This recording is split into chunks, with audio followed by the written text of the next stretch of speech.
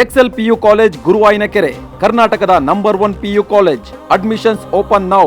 ನಮ್ಮ ದೇಶದಲ್ಲಿ ನಡೀತಾ ಇರುವಂತಹ ಈ ರಾಜಕೀಯ ಯುದ್ಧದ ಬಗ್ಗೆ ಮಾತನಾಡೋಣ.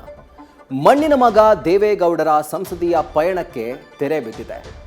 ರಾಜ್ಯಸಭೆಗೆ ಬಿಜೆಪಿ ತನ್ನ ಅಭ್ಯರ್ಥಿಯನ್ನ ಘೋಷಣೆ ಮಾಡಿದೆ.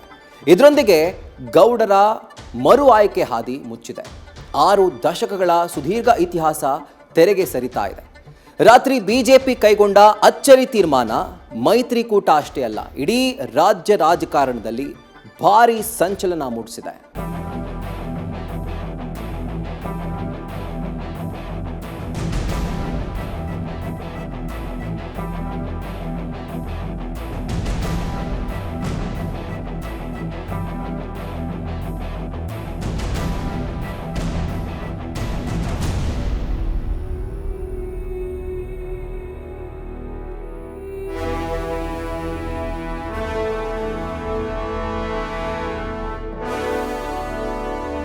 ಗೌಡ್ರು ಕನ್ನಡಿಗರ ಧ್ವನಿ, ಕನ್ನಡಿಗರ ಪೌರುಷ, ಕನ್ನಡಿಗನ ತಾಕತ್ತನ್ನ ಡೆಲ್ಲಿ ದೊರೆಗಳಿಗೆ ತೋರಿಸಿಕೊಟ್ಟವರು. ಕೆಂಪು ಕೋಟೆ ಮೇಲೆ ತ್ರಿವರ್ಣ ಹಾರಿಸಿದ ತಾಯಿ ಭುವನೇಶ್ವರಿಯ ಜ್ಯೇಷ್ಠ ಪುತ್ರ. 93ರ ಇಳಿ ವಯಸ್ಸಲ್ಲೂ ಭೀಷ್ಮನಂತೆ ಹಾಕ್ತಿದ್ದ ಪಟ್ಟುಗಳು ವಿರೋಧಿಗಳನ್ನ ದಿಕ್ಕೆಡಿಸಿದ್ದಿದೆ. ಈಗ ವಯಸ್ಸು ಮತ್ತು ಆರೋಗ್ಯದ ವಿಶ್ರಾಂತಿ ಅನಿವಾರ್ಯ. ಕರ್ನಾಟಕದ ಆಸೆಯನ್ನ ಮಣ್ಣು ಪಾಲಾಗಿಸಿದೆ. ವೀರ ಕನ್ನಡಿಗನ ಮಾತು ಮೂಕ ವಿಸ್ಮಿತವಾಗಿ ಆಲಿಸ್ತಾ ಇದ್ದ ಸಂಸತ್ತು ಇನ್ಮುಂದೆ ಮಿಸ್ ಮಾಡಿಕೊಳ್ಳಲಿದೆ.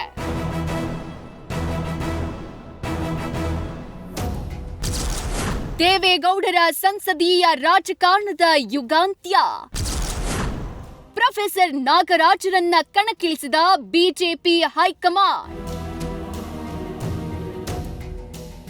ಕರ್ನಾಟಕ ರಾಜಕಾರಣದಲ್ಲಿ ಇಂದು ಮತ್ತೊಂದು ರಾಜಕೀಯ ಮಹಾಯುಗಾಂತ್ಯವಾಗಿದೆ. ಮಣ್ಣಿನ ಮಗ ದೇವೇಗೌಡರ 6 ದಶಕಗಳ ಭವ್ಯ ಸಂಸದೀಯ ಪಯಣದ ಇತಿಹಾಸಕ್ಕೆ ತೆರೆಬಿದ್ದಿದೆ. ಹಳ್ಳಿಯಿಂದ ದಿಲ್ಲಿವರೆಗೆ ಸಿಂಹ ಗರ್ಜನೆ ಮೊಳಗಿಸಿದ್ದ ಧೀಮಂತ ನಾಯಕ ಗೌಡರ ರಾಜಕಾರಣದ ಇನ್ನಿಂಗ್ಸ್ ಅಧಿಕೃತವಾಗಿ ಅಂತ್ಯ ಆಗಿದೆ.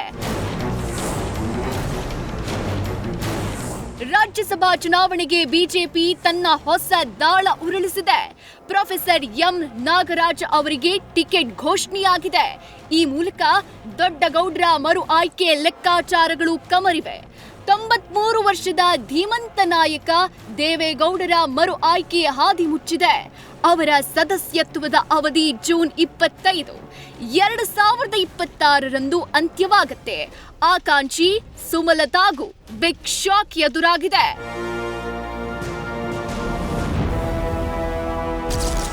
ದೇವೇಗೌಡರಿಗೆ ರಾಜ್ಯಸಭಾ ಟಿಕೆಟ್ ಕೊಡದೆ ನಿರಾಕರಣೆ. ಮೋದಿ ಅಮಿತ್ ಶಾ ವಿರುದ್ಧ ಕೈಪಡೆ ಅಪಮಾನದ ಅಸ್ತ್ರ. ದೇಶದ ಅತ್ಯುನ್ನತ ಸದನದಲ್ಲಿ ಕಾವೇರಿ ಕೃಷ್ಣಾ ಕೊಳ್ಳದ ಸಂಘರ್ಷದ ಬಗ್ಗೆ ಕನ್ನಡಿಗರ ಪರ ಮಿಡಿತಾ ಇದ್ದ ಮಣ್ಣಿನ ಮಗನ ಧ್ವನಿ ಕೇಳಿಸೋದಿಲ್ಲ. ಇದನ್ನೇ ಅಸ್ತ್ರವಾಗಿಸಿಕೊಂಡ ಕಾಂಗ್ರೆಸ್ ತೀವ್ರ ವಾಗ್ದಾಳಿ ನಡೆಸಿದೆ. ಮಾಜಿ ಪ್ರಧಾನಿ ದೇವೇಗೌಡರಿಗೆ ರಾಜ್ಯಸಭಾ ಟಿಕೆಟ್ ತಪ್ಪಿದ ವಿಚಾರ ರಾಜ್ಯ ರಾಜಕಾರಣದಲ್ಲಿ ಅಪಮಾನದ ದೊಡ್ಡ ಅಸ್ತ್ರವಾಗಿ ಮಾರ್ಪಾಡಾಗಿದೆ. ಮೈತ್ರಿಕೂಟದ ವಿರುದ್ಧ ಆಡಳಿತಾರೂಢ ಕಾಂಗ್ರೆಸ್ ಮುಗಿಬಿದ್ದಿದೆ. ದೇವೇಗೌಡರಿಗೆ ಬಿಜೆಪಿ ಅಪಮಾನ ಮಾಡಿದೆ ಅಂತ ಕೈಪಡೆ ಟೀಕಿಸಿದೆ. ಹಿಂದೆ ಗೌಡ್ರನ್ನ ಸೋನಿಯಾ ಗಾಂಧಿ ಬೆಂಬಲಿಸಿದ್ದನ್ನ ನೆನಪಿಸಿ ಕುಮಾರಸ್ವಾಮಿ ಕೇಂದ್ರ ಸಚಿವರಾಗಿದ್ರೂ ತಂದೆಗೆ ಟಿಕೆಟ್ ಕೊಡಿಸಲಾಗಿಲ್ಲ ಅಂತ ರಾಜ್ಯ ಕಾಂಗ್ರೆಸ್ ಟ್ವೀಟ್ ಮಾಡಿ ಕುಟುಕಿದೆ. ರಾಜ್ಯ ಕಾಂಗ್ರೆಸ್ ಉಸ್ತುವಾರಿ ಸುರ್ಜೇವಾಲಾ ಕಿಡಿಕಾರಿದ್ದಾರೆ.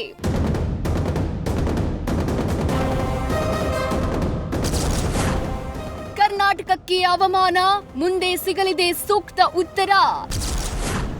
ಗೌಡರ ಮೇಲೆ ಸಿಂಪತಿ ಕಾರ್ಡ್ ಪ್ಲೇ ಮಾಡಿದ Hariprasad.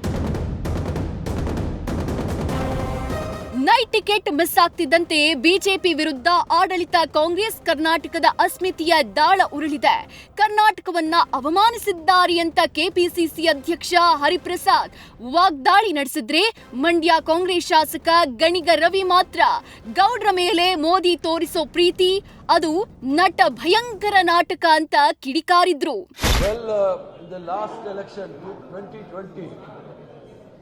It is the Congress party, Sonia Gandhi ji, gave all cooperation to Mr. Deve Gowda ji, because at that point of time he was a secular leader. So under the Sonia ji had blessed him with the support of the Congress party. Unfortunately, Bharatiya Janata Party used JDS for all these years, and they have betrayed Mr. Deve Gowda in the Rajya Sabha election.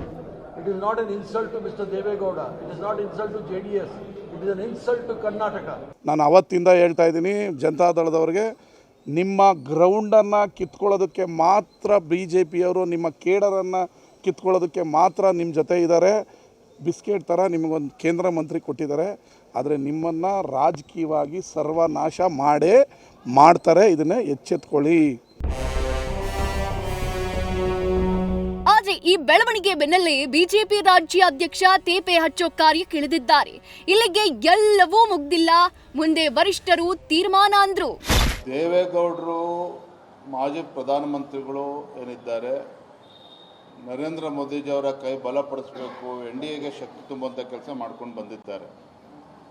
ಮಾಜಿ ಪ್ರಧಾನಮಂತ್ರಿ ದೇವೇಗೌಡರು ಅವ್ರ ಬಗ್ಗೆ ನಮ್ಮೆಲ್ಲರೂ ಕೂಡ ಅಪಾರವಾಗಿರ್ತಕ್ಕಂಥ ಗೌರವ ಇದೆ. ಅವ್ರು ಹಿರಿಯರಿದ್ದಾರೆ. ದೇವೇಗೌಡರು ರಾಜ್ಯಸಭೆ ಬಗ್ಗೆ ರಾಜ್ಯ ಮಟ್ಟದಲ್ಲಂತೂ ನಮ್ದು ಯಾವುದೇ ರೀತಿ ಚರ್ಚೆಗಳು ನಡೆದಿರಲಿಲ್ಲ. ಸುಮಲತಾ ಅವ್ರ ಬಗ್ಗೆ ನಾವು ಕೂಡ ಅವ್ರ ಹೆಸರು ಪ್ರಸ್ತಾಪ ಆಗಿತ್ತು. ಪಕ್ಷದ ವರಿಷ್ಠರು ಇವತ್ತಿನ ರಾಜಕೀಯ ಪರಿಸ್ಥಿತಿಯನ್ನು ಅರ್ಥ ಮಾಡಿಕೊಂಡು ಯಾರಿಗೆ ಅವಕಾಶ ಮಾಡಿಕೊಡಬೇಕು ಅದನ್ನು ಪಕ್ಷದ ವರಿಷ್ಠರು ತೀರ್ಮಾನ ಮಾಡಿದ್ದಾರೆ. ಒಟ್ಟಾರೆ ರಾಜ್ಯ ಕಂಡ ಮೂವರು ಭೀಷ್ಮ ರಾಜಕಾರಣ ಅಂತ್ಯ ಆಗಿದೆ. 5 ವರ್ಷದ ಹಿಂದೆ ರೈತ ನಾಯಕ ಯಡಿಯೂರಪ್ಪ, ಕಳೆದ ತಿಂಗಳು ಮೇ 20ರಂದು ಅಹಿಂದದ ಅನಭಿಷಕ್ತ ಸಿದ್ದರಾಮಯ್ಯ, ಈಗ ಮಣ್ಣಿನ ಮಗ ಗೌಡರ ಸರದಿ. ಗೌಡರ ಸಂಸದೀಯ ರಾಜಕಾರಣಕ್ಕೆ ವಿರಾಮ ಬೀಳ್ತಿದ್ದಂತೆ ಕರ್ನಾಟಕ ಕಂಡ 3 ಅನರ್ಘ್ಯ ರತ್ನಗಳ ಸುದೀರ್ಘ ಇತಿಹಾಸದ ಪುಟ ಕೊನೆ ಅಂತ್ಯ ಕಂಡಿದೆ. Political bureau, news first. News first ನಿರ್ಭೀತಿಯಿಂದ ನಿಮ್ಮ ಪರವಾಗಿ.